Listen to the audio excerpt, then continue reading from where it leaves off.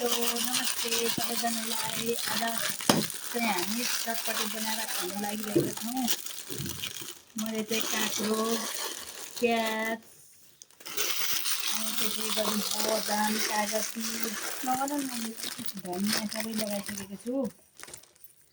अनि म चाहिँ सर यो पिसेर राखेको खोर्सानी छ, पिरो पिरो बनाएर चटपटे मसला खान लागिरहेको छौँ। हामी चाहिँ यो चाहिँ भिज्दै गरेछु भनेर मैले सुरुमा हालेको। अब चाहिँ म भुजाल्छु।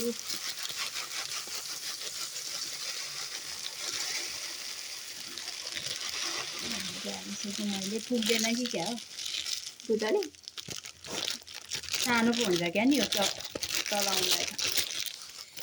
अनि त्यही भएर भुजा सँगसँगै मैले दाल मटर लेप पनिर हालेको छु।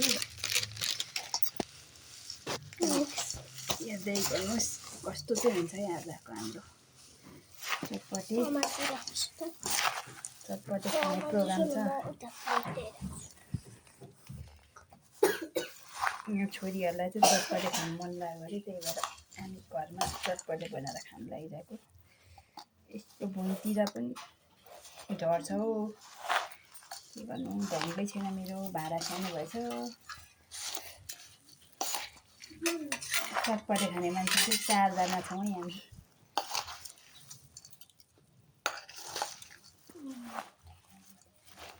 चटपटेको ताल के हो, मसला लगाउने चटपटेको? ए यो चाउचाउको लगाउने नि। मैले चाहिँ चाउचाउ पनि मिसाएको छु है। चाउचाउ, काँक्रो, प्याज, टमाटर बाहेक सब। यो टमाटर र त्यो चाहिँ छैन। टमाटर र के भन्छ यहाँनिर, टमाटर नहाल्नु, गेडागुडी चना केराउ चाहिँ हालेको छु है मैले। आज यो 81 बनाएर खानु लागेको हामीले। No planning. त्यही भएर कस्तो हुन्छ र खाएपछि हेरौँला। एउटा चाउचाउको सुप पनि हालौँ, टेस्टी हुन्छ। अजिना मिसिएको हुन्छ कि यहाँ चाहिँ, त्यही भएर चट्ट लगाएर खानु लागेको हामी।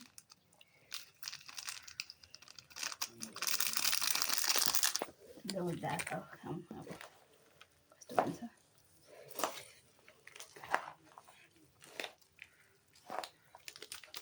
म चाहिँ चाखेर हेर्छु त छोरी।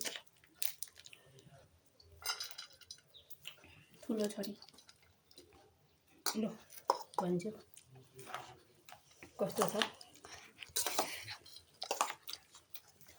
कस्तो छ चटपटे?